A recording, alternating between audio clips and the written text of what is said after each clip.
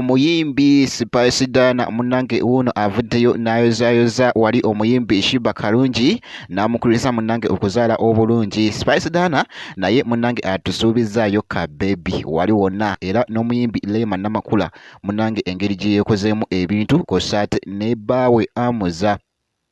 Ngenda kubeera nga munange nga ntandika ate wali ne Lema Namakula, ate oluvannyuma ennyo nkuwe ate wali omuyimbi Spice Dana ku Shiba Karungi wali wonna information. Kantandike ate wali ne Lema Namakula munange, era nga bw'olabaawo engeri gy'abadde yeekozeemuko wali ebintu. Lema Namakula jjukira nti no yabaddeko ku show munange emu, era nga w'omulaba naye ng'omwana ng'atemagana ekiteeteeyi kyo kirabye engeri gy'abadde akyambaddemuko kyabadde kimunyumidde bambi okuzama, naye nga munange era ku show era gye yabaddeko munange ne bbaawe Amuza, omukulu Amuza yabaddeyo naye omanyi kye yakoze bannange, omwami yamufuuye ssente empya n'enkadde muganange gwe alaba Jamina TV, era nga ekifaananyi ekyo nga wookirabaawo bwe kiti munange ate bwe kyatambudde omukyala omuyimbi Lema Namakula nannyini simayo muganange gwe alaba Jamina TV, naye ng'esayidi yo ng'anvuddeyo munange, era ebifaananyi ebyo by'olaba ebya Lema Namakula byatwedize nnyo ate wali ku mikutu egy'enjawulo. Kakati munange kanveeyo eyo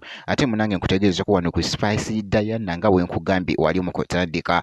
Munange omuyimbi Spice Diana engeri gy'abadde agoyingamuko wali crazy, era nga munange atutegeezezza nti kakati oluvannyuma ennyo munange olw'omuyimbi Shiba Karungi okuzaala omwana omulenzi, oluvannyuma nti nno yakubawo eddenzi munange naye wuuno atusuubiza mbuno agenda tuzayirayo omwana omuwala, kakati mbu bakwatagane n'owa Shiba anti owa Shiba mulenzi. Kati Spice Dana ali mu kusabirira azaale omuwala. Waliwo n'ekintu kibe nga kitambula, naye nga munnange nina eddoboozi nga omuyimbi Spice Dana ali mu kwagaliza ate wali omuyimbi Shiba Karungi okuzaala obulungi. Kansooke nkuweekoko ku ddoboozi lino katono nnyo ate mmale nkomewo. Owaye bugambo ki bw'ogamba ku mukwano gwe Shiba yazadde? Okay. Omwagaliza birungi byerere yazadde baby boy.